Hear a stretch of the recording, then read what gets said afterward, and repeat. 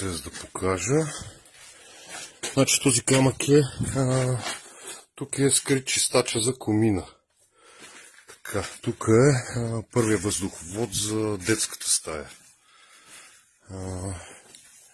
Ето ги тръбите, които вкарват въздух. Така, тук е централният въздуховод.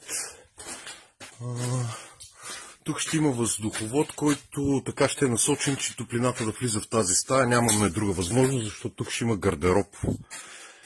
И просто такава е това. А вътре влезнаха около 200 огнеупорни тухли, които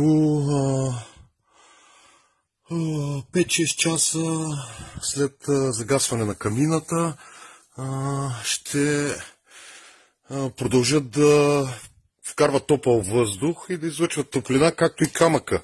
Този гранит като загрее, просто под 6 часа не изстива. С тези тухли, които са от стара пеш, по-широки, на това ниво тук ще ударя една плоча от огнеупорни тухли, защото нагоре топлия въздух вече не ми трябва. Тази плоча в горния